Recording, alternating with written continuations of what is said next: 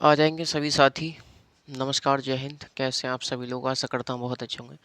चलिए साथी, हमारी जो है 2 दिन क्लास थोड़ी नहीं आ पाई, क्योंकि आप सभी जानते हैं कि हम लोग बिजी थे ऑफलाइन में। तो चलिए आज हम अपने टॉपिक को स्टार्ट करते हैं। और साथियों, आप सभी लोगों के लिए बहुत महत्वपूर्ण सूचना। क्या सूचना है? कि आप सभी लोगों के लिए जो राजनीतिक सिद्धांत की क्लास है वो जल्द ही स्टार्ट होने जा रही है, जिसमें आपको टीजीटी, पीजीटी और यूजीसी नेट के भी टॉपिक आपको कवर कराए जाएंगे। तो साथियों, बने रहिए एफएम गुल के साथ।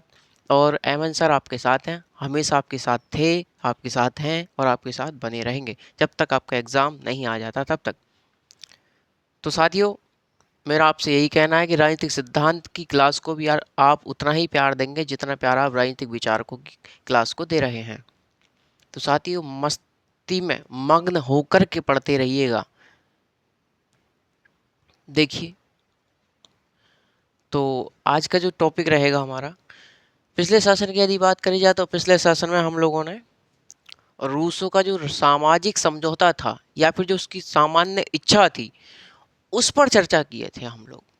रूसों का सामाजिक समझौता या फिर सामान्य इच्छा। तो मैंने आपको बताया था कि जो रूसों के सामाजिक समझौते के परिणाम स्वरूप जो राज्य या जो समाज, जो सरकार देखने को हमें मिली, रूस ने उसी को सामान्य इच्छा नाम दिया। साथियों, रूसों ने उसी को सामान्य इच्छा नाम दिया। तो चलिए आज का टॉपिक हमारा रूसों का प्राकृतिक अवस्था पर विचार। डालिए टॉपिक, रूसों का प्राकृतिक अवस्था पर विचार। रूसों का प्राकृतिक अवस्था पर विचार।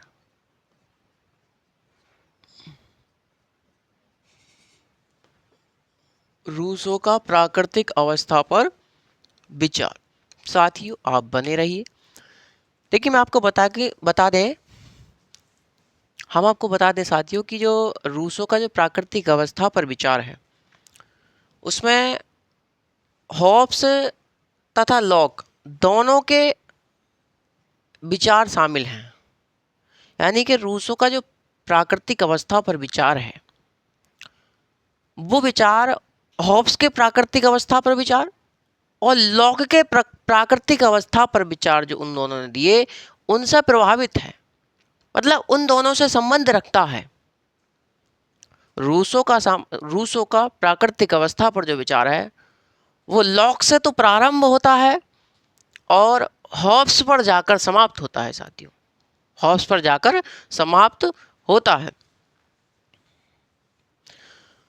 रूसों ने, आप जानते हैं कि समाज को 2 वर्गों में विभाजित किया।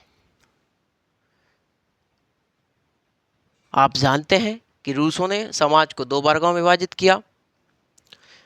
और मैंने आपको बताया, एक उसने बताया कि आदिम समाज और दूसरा बताया उसने सभ्य समाज। आदिम समाज और सभ्य समाज। तो आदिम समाज को इसने प्राकृतिक अवस्था में शामिल किया है। इसने किस में शामिल किया है?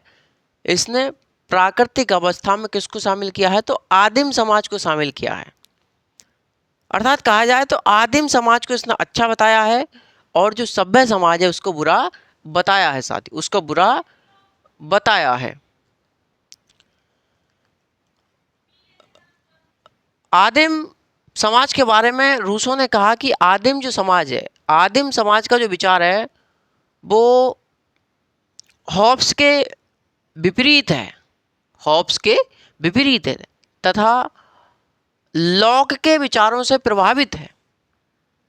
क्योंकि साथी, लॉक ने जो प्राकृतिक अवस्था पर अपने विचार दिए वो प्राकृतिक अवस्था उसने अच्छी व्यवस्था बताया। तो उसी तरह ये कह रहे हैं कि जो आदिम समाज है वो भी अच्छा है, वो भी अच्छा है। तो प्राकृतिक अवस्था पर किसके विचार ज़्यादा देखने को मिल रहे हैं? तो लॉक के ज़्यादा विचार देखने को मिल रहे हैं रूसों के विचारों में। तो रूसों के जो प्राकृतिक अवस्था पर विचार है उसमें लॉक का प्रभाव दिखाई देता है। अर्थात कहा जाए तो प्राकृतिक अवस्था में उसने आदिम समाज की चर्चा किया है। प्राकृतिक अवस्था में रूसों ने किसकी चर्चा की है? तो आदिम समाज की चर्चा की है साथियों। किसकी चर्चा की है? तो आदिम समाज की चर्चा की है। और इसे क्या बताया है? सभ्य बताया है। क्या बताया भैया? सभ्य बताया है। तथा आदिम समाज का गुणगान करते हुए, आदिम समाज का गुणगान करते हुए रूसों ने कहा कि जो आदिम समाज है, आदिम समाज एक ऐसी व्यवस्था है, यानी कि आदिम समाज क्या है? एक ऐसी अवस्था है, यानी कि आदिम जो अवस्था है वो ऐसी अवस्था है जिसमें किसी के पास कोई संपत्ति नहीं है, जिसमें किसी के पास कोई निजी संपत्ति नहीं है। लोग विवेकहीन हैं। क्या हैं? लोग विवेकहीन हैं। दिमाग नहीं है लोगों में, पढ़े लिखे नहीं है, तो लोग क्या हैं? लोग विवेकहीन हैं। लोगों में परमार्थ की भावना है, लोगों में परमार्थ की भावना है, सादगी है, सद्भावना है, सद्भावना है, ईमानदारी है, ईमानदारी है। कहाँ पर? आदिम समाज में, यानी कि आदिम अवस्था में। रूसो कहते हैं कि आदिम अवस्था में या आदिम समाज में प्राकृतिक स्वतंत्रता तथा समानता भी है। प्राकृतिक स्वतंत्रता तथा समानता भी है। प्राकृतिक स्वतंत्रता तथा समानता भी है। रूसो आगे कहते हैं कि जब से सभ्य समाज अस्तित्व में आया है, जब से सभ्य समाज अस्तित्व में आया और कला और विज्ञान का उदय हुआ, कला और विज्ञान का उदय हुआ, तब से आदिम समाज की जो ईमानदारी और जो आदिम समाज की जो ईमानदारी है, जो सद्भावना है, जो विवेकहीन है लोग, वो सब कुछ नष्ट हो गया। जो परमार्थ की भावना थी वो सब कुछ नष्ट हो गई। रूसो कहते हैं कि यानी कि सभ्य समाज में, सभ्य समाज में सभी लोग दुखी हैं। सभ्य समाज में सभी लोग दुखी हैं। उन्होंने बताया जिसके पास संपत्ति है उसे खोने का डर सता रहा है, और जिसके पास संपत्ति नहीं है उसे पाने की लालसा है। उसे क्या है? उसे पाने की लालसा है। उसे पाने की लालसा है। सभ्य समाज के बारे में रूसों ने कहा, रूसों ने क्या कहा सभ्य समाज के बारे में? भैया बुरा ही कहा होगा। तो रूसों ने सभ्य समाज के बारे में कहा, क्या कहा? उनका एक कथन है कि मानव स्वतंत्र पैदा हुआ है, मानव स्वतंत्र पैदा हुआ है, लेकिन सर्वत्र बेड़ियों में जकड़ा हुआ है, सर्वत्र बेड़ियों में जकड़ा हुआ है। तो साथियों, मैंने आपको बताने का प्रयास किया है कि रूसों का जो प्राकृतिक अवस्था पर विचार है वो हॉब्स, उसमें हॉब्स तथा लॉक के विचार देखने को आपको मिलते हैं। उनके विचारों से प्रभावित हैं, दोनों के विचार प्रभावित हैं। यानी कि रूसों के प्राकृतिक अवस्था पर विचार में लॉक तथा हॉब्स दोनों के विचारों से यह विचार प्रभावित है। और मैंने आपको बताया कि रूसों का प्राकृतिक अवस्था पर जो विचार है, रूसों का प्राकृतिक अवस्था पर जो विचार है वो लॉक से प्रारंभ होता है तथा हॉब्स पर समाप्त होता है। लॉक ने अच्छा प्राकृतिक अवस्था बताया, वहीं हॉब्स ने प्राकृतिक अवस्था को बेकार बताया, बुरा बताया। इसलिए मैंने आपको बताया कि प्राकृतिक अवस्था पर जो रूसों का विचार है वो लॉक से प्रारंभ होता है और हॉब्स पर जाकर के समाप्त होता है। मैं आपको बता दूं कि साथ ही रूसों ने प्राकृतिक अवस्था का वर्णन दो रूपों में किया है। दो रूप मतलब जो समाज है वो उन्होंने दो रूपों में बांटा, एक आदिम समाज, दूसरा सभ्य समाज। एक आदिम समाज, दूसरा सभ्य समाज। तो आदिम समाज के बारे में रूसों ने कहा कि आदिम अवस्था का जो विचार है वो हॉब्स के, जो आदिम समाज का जो विचार है वो हॉब्स के क्या है? हॉब्स के विपरीत है तथा लॉक के विचारों पर इसका प्रभाव दिखाई देता है। लॉक के विचारों से प्रभावित था या फिर लॉक के विचारों से ये प्रभावित है। अर्थात आदिम समाज पर लॉक का प्रभाव दिखाई देता है। बिल्कुल सही बात है। आदिम समाज पर किसका प्रभाव दिखाई देता है? लॉक का प्रभाव दिखाई देता है। क्यों? क्योंकि लॉक ने मानव मन के जो प्राकृतिक अवस्था है उसको कैसा बताया? अच्छा बताया। उसको कैसा बताया? तो अच्छा बताया। वही मैंने आपको बताया कि रूसो ने आदिम समाज का गुणगान करते हुए कहा कि यहाँ पर क्या है, यहाँ पर सभी लोग इनके सभी के पास क्या है? संपत्ति नहीं थी, कोई निजी संपत्ति नहीं थी। लोगों में क्या थी? लोगों में ईमानदारी थी, सादगी थी, सद्भावना थी, विवेकहीन थे लोग, परमार्थ की भावना थी लोगों में। लेकिन रूसो कहते हैं कि जब से सभ्य समाज अस्तित्व में आया और कला और विज्ञान का उदय हुआ, तब से आदिम समाज की ईमानदारी, परमार्थ की भावना, सद्भावना और विवेकहीनता, ये सभी नष्ट हो गई, नष्ट हो गई। और मानव कैसा बन गया? मानव स्वार्थी और कायर बन गया। मानव स्वार्थी और कायर प्राणी बन गया। मानव कैसा बन गया? मानव स्वार्थी और कायर प्राणी बन गया। इसलिए सभ्य समाज को रूसो ने कैसा बताया? बुरा बताया। रूसो कहते हैं कि सभ्य समाज में सभी दुखी हैं। सभ्य समाज में क्या है? सभी दुखी हैं। जो जिसके पास संपत्ति है उसे खोने का डर सता रहा है, और जिसके पास नहीं है उसे पाने की लालसा लगी हुई है। उसे पाने की लालसा लगी हुई है। तो सभ्य समाज के बारे में रूसो का कथन है। क्या कहता है रूसो? कि मनुष्य स्वतंत्र पैदा हुआ है, मनुष्य स्वतंत्र पैदा हुआ है, या फिर मानव स्वतंत्र पैदा हुआ है, लेकिन वह सर्वत्र बेड़ियों में जकड़ा हुआ है। लेकिन वह सर्वत्र बेड़ियों में जकड़ा हुआ है। किसने कहा? तो रूसो ने कहा। साथियों रूसो ने प्राकृतिक अवस्था से निकलने का भी रास्ता बताया, उसने उपाय बताए। मैं आपको बताऊंगा। चलिए लिखना शुरू कीजिए आप लोग, काफ़ी समय हो गया, आप लिखना शुरू कीजिए साथियों। आज मुझे लगता है यही टॉपिक हो पाएगा, क्योंकि आप जानते हैं कि ऑफलाइन क्लास भी रहती हैं, इसलिए हमें भी थोड़ा टाइम का मैनेजमेंट करना पड़ता है। तो चिंता नहीं कीजिएगा साथी, बिल्कुल भी। लिखिए, रूसो का प्राकृतिक अवस्था पर विचार। रूसो का प्राकृतिक अवस्था पर विचार हॉब्स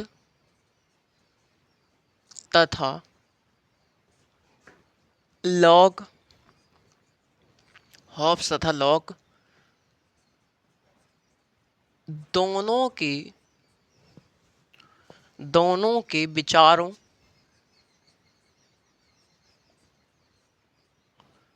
से प्रभावित है। हॉब्स तथा लॉक दोनों के विचार से प्रभावित है। रूसो का प्राकृतिक अवस्था पर विचार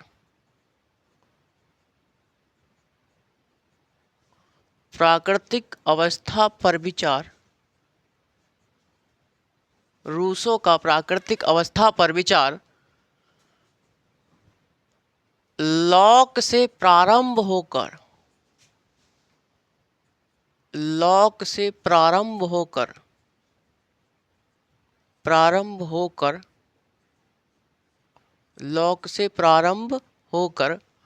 हॉब्स पर समाप्त होता है। हॉब्स पर समाप्त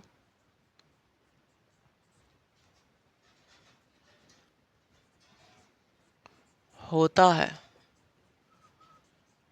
हॉब्स पर समाप्त होता है।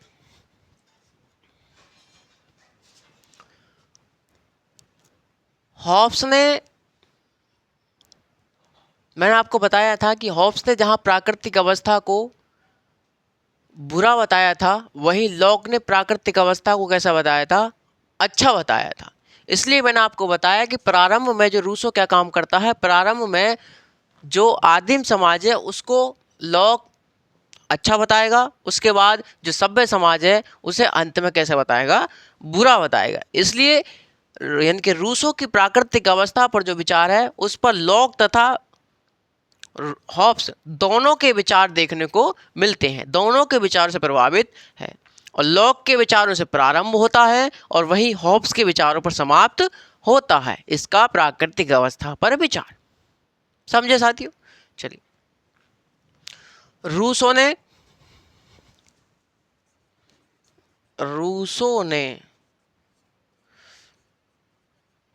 प्राकृतिक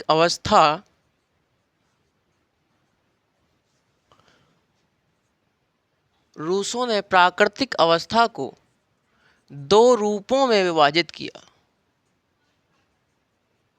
दो रूपों में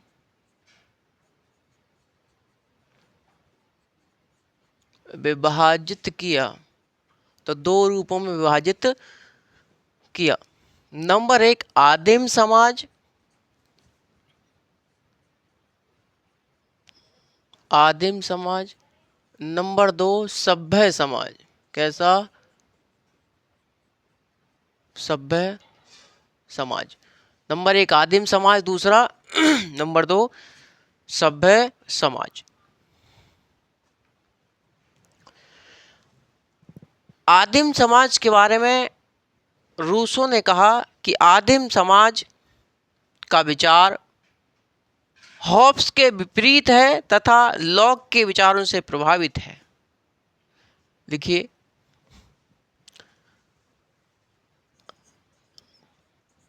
आदिम समाज, आदिम समाज के बारे में रूसो ने कहा कि ये हॉब्स के विरुद्ध तथा लॉक के विचारों से प्रभावित है, लॉक के विचारों से प्रभावित है। तो लॉक के विचारों से यह प्रभावित देता है, ये प्रभावित है। आदिम समाज पर लॉक का प्रभाव दिखाई देता है। बिल्कुल सही बात है, लॉक के विचारों से यह प्रभावित है। रूसो ने आदिम समाज को अच्छा बताया है, रूसो ने आदिम समाज को अच्छा बताया है। रूसो ने आदिम समाज को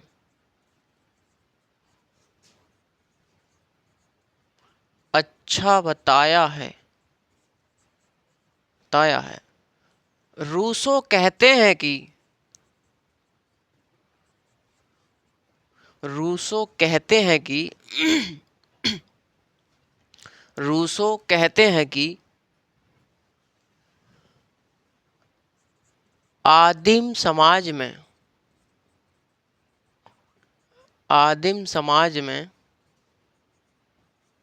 किसी के पास कोई निजी संपत्ति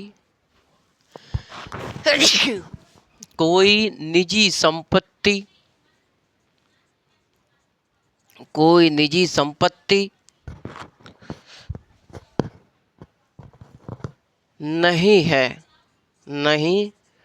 है। इसमें परमार्थ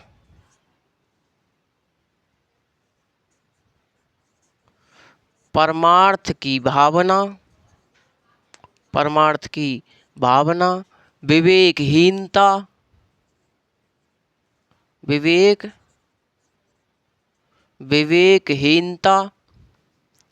विवेकहीनता सद्भावना सादगी, ईमानदारी, ईमानदारी है, ईमानदारी है। आगे रूसो कहते हैं कि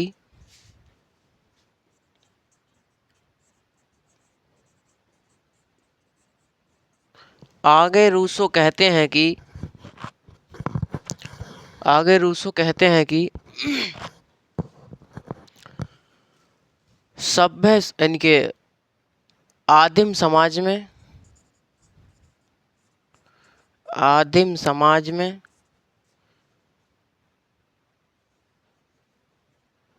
अपने और परायेपन का भेद नहीं है और लोग एक दूसरे के लिए कार्य करते हैं। रूसो कहते हैं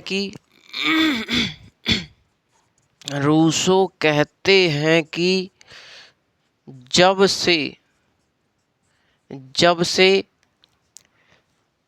सभ्य समाज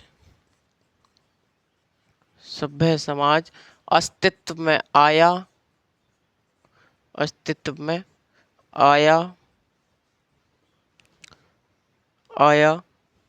और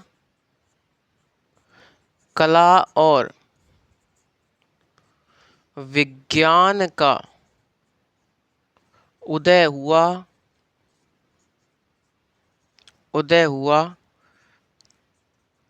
तब से मानव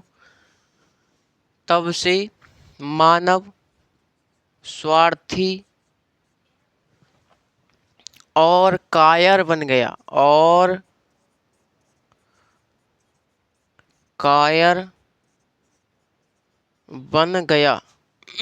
बन गया।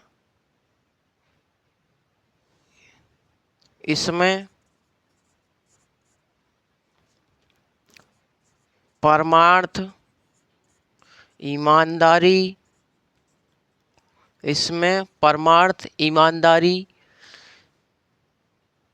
की भावना नष्ट हो गई।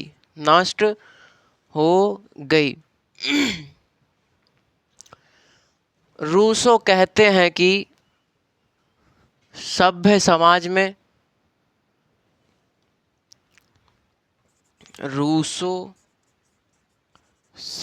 समाज के बारे में कहते हैं कि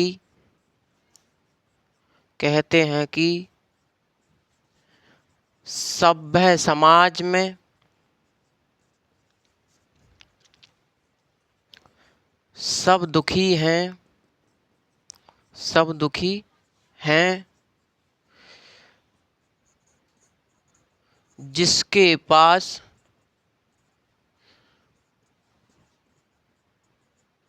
संपत्ति है उसे खोने का डर सता रहा है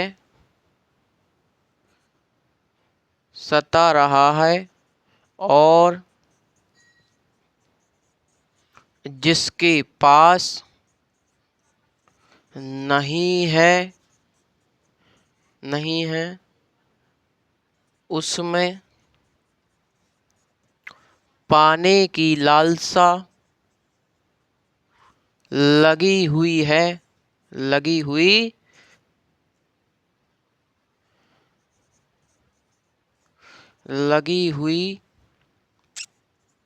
उसमें पाने की लालसा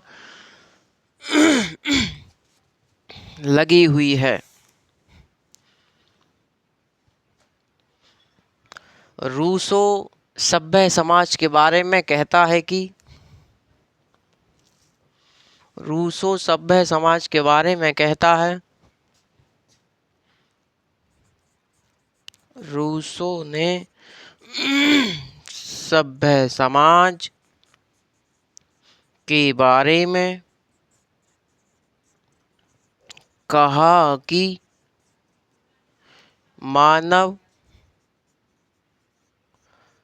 स्वतंत्र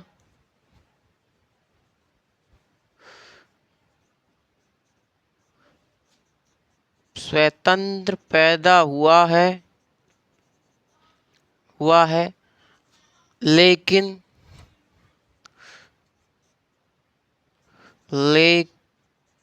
वह सर्वत्र बेड़ियों में जकड़ा हुआ है। तो सभ्य समाज के बारे में रूसो ने अपना कथन दिया, क्या कहा कि मानव स्वतंत्र पैदा हुआ है लेकिन वह सर्वत्र बेड़ियों में जकड़ा हुआ है। साथियों, मैंने आपको बताया कि रूसो ने कैसे कैसे जो आदिम समाज है उसको अच्छा बताया और जो सभ्य समाज है उसको बुरा बताया। यही हमारे प्राकृतिक अवस्था पर विचार है साथियों। और प्राकृतिक अवस्था में आदिम समाज की चर्चा की है किसने? रूसो ने। सभ्य समाज की चर्चा नहीं की है। इसलिए मैंने आपको बताया कि जहाँ लॉक ने प्राकृतिक अवस्था को अच्छा बताया, वैसे ही रूसो ने भी आदिम समाज को अच्छा बताया। जभी तो मैंने आपसे कहा था कि रूसो का प्राकृतिक अवस्था पर जो विचार है वो लॉक से प्रारंभ होता है और हॉब्स पर समाप्त होता है। जैसा कि हॉब्स ने प्राकृतिक अवस्था को बुरा बताया, वैसे ही सभ्य समाज को कैसा बुरा बता रहे हैं कौन? रूसो। तो साथियों, रूसो का क्या कथन है सभ्य समाज के बारे में कि मानव स्वतंत्र पैदा हुआ है और सर्वत्र बेड़ियों में जकड़ा हुआ है। रूसो ने सभ्य समाजी रूपी प्राकृतिक अवस्था से बाहर निकलने के उपाय भी बताए साथियों। बाहर निकलने के उपाय भी बताया। इन्होंने कहा, पहला इन्होंने बताया कि हम उसी प्राकृतिक अवस्था में लौट चलें।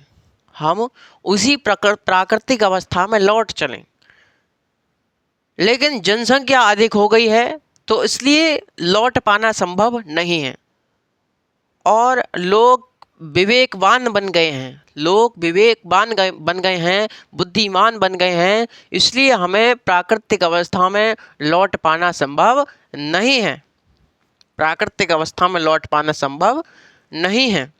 दूसरा उन्होंने बताया प्राकृतिक अवस्था से बाहर निकलने का उपाय कि यदि हम सामाजिक समझौता करें और एक सामान्य इच्छा जागृत करें, यानी कि एक सामान्य इच्छा बनाएं और उसमें क्या होगा? सामान्य इच्छा में सभी लोग स्वतंत्र होंगे, सबके पास अपने अपने अधिकार होंगे, सबके पास निजी संपत्ति होगी। तो ऐसी स्थिति में हम प्राकृतिक अवस्था से बाहर निकल सकते हैं साथियों। चलिए रफ कीजिए फटाफट, उसके बाद मैं लिखता हूँ।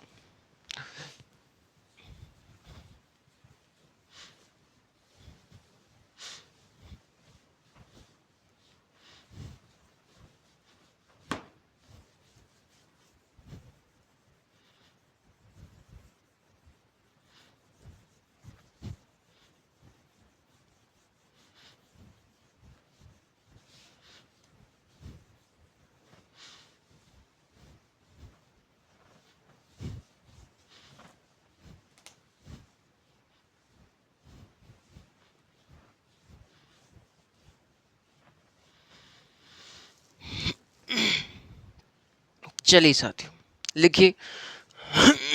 रूसो ने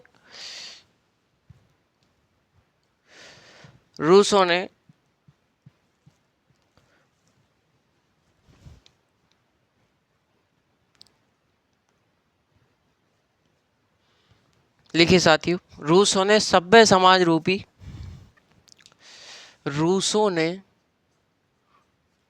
रूसों ने सभ्य समाज रूपी प्राकृतिक अवस्था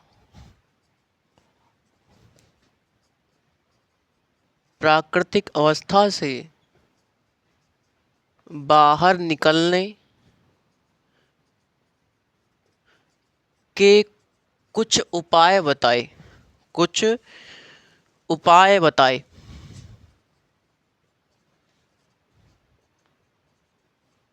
कुछ उपाय बताए। निकलने के कुछ क्या बताए, कुछ उपाय बताए। नंबर 1, रूसो कहते हैं कि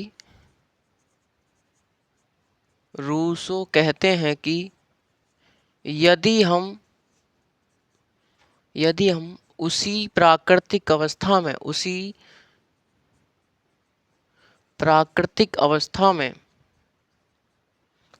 में लौट चलें तो ऐसा करना संभव नहीं है, क्योंकि मानव विवेकवान,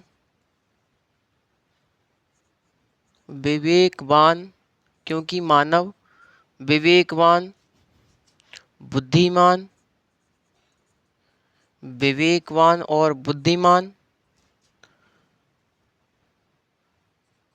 बन गया है तथा इसकी संख्या अधिक हो गई है। तो मैंने आपको बताया कि रूसों ने प्राकृतिक अवस्था से बाहर निकलने का भी उपाय बताया। क्या उपाय बताया? उसने कहा कि यदि हम उसी प्राकृतिक अवस्था में लौट चलें तो ऐसा संभव नहीं है, क्योंकि मानव बुद्धिमान हो चुका है, विवेकवान हो चुका है और इसकी संख्या भी बढ़ चुकी है। तो अब जनसंख्या भी बढ़ चुकी है, तो इसलिए हमें प्राकृतिक अवस्था में पुनः लौट पाना संभव नहीं है। दूसरे उपाय में रूसो कहता है कि यदि हम सामाजिक समझौता करके एक सामान्य इच्छा को जन्म दें, जिसमें, लिखिए, दूसरे उपाय में क्या कहता है रूसो? यदि हम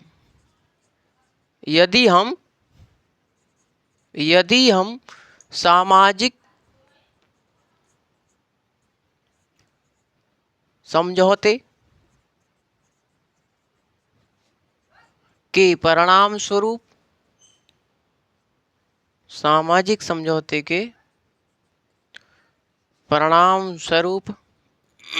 एक सामान्य इच्छा को जन्म दें,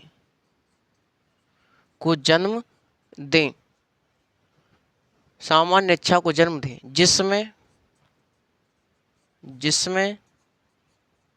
लोगों के पास, सभी लोगों के पास अपनी निजी संपत्ति होगी,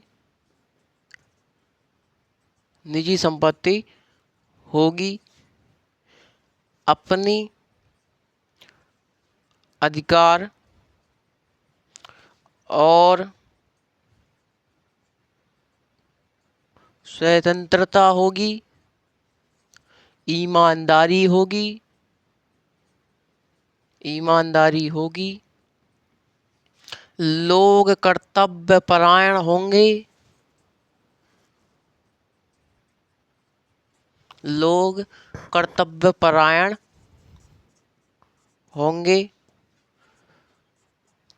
तो हम प्राकृतिक अवस्था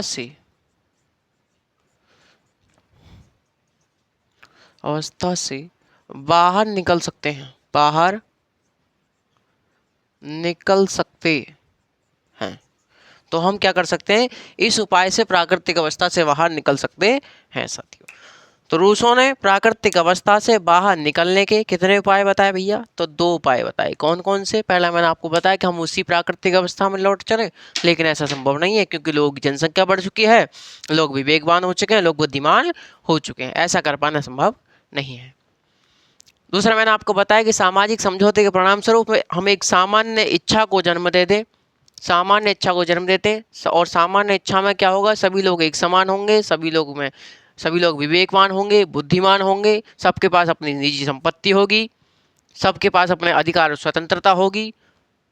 तो हम ऐसा करने से प्राकृतिक अवस्था से बाहर निकल सकते हैं, समझे साथियों। ये कभी मत भूलिएगा कि सामान्य इच्छा क्या है, सामान्य इच्छा कुछ भी नहीं है। मैं आपको बता दूं कि रूसों ने जो सामाजिक समझौता किया था कि प्राकृतिक अवस्था में रहने वाले सभी लोगों ने अपने अधिकार और शक्तियां किसी एक व्यक्ति या एक समूह को ना सौंपकर संपूर्ण समाज को सौंपे, संपूर्ण समाज को सौंपे। और इस सामाजिक समझौते के परिणाम स्वरूप जो राज्य बना, जो सरकार बनी या फिर जो नागरिक समाज बना, उसी को रूसों ने सामान्य इच्छा नाम दिया। अर्थात कहा जाए तो सामाजिक समझौते के परिणाम स्वरूप जो राज्य या जो सरकार बनी, उसी को रूसों ने सामान्य इच्छा नाम दिया साथियों। ये बात आप कभी नहीं भूलिएगा। यदि आप इतना ध्यान जाएंगे तो समझ लीजिए आप और भी बकाया लिख देंगे। तो चलिए साथियों, मैं आपसे यदि यहीं पर विदा चाहता हूँ क्योंकि मुझे ऑफलाइन क्लास में जाना है, मतलब थोड़ा लेट हो रहा हूँ। तो चलिए कल नेक्स्ट सेशन में हम लोग मिलते हैं। कल हम लोग इस रूसों के चैप्टर को समाप्त कर देंगे, उसके बाद हम लोग बेंथम देखेंगे, उसके बाद हम लोग मिल पर देखेंगे। चलिए साथियों, नमस्कार, जय हिंद।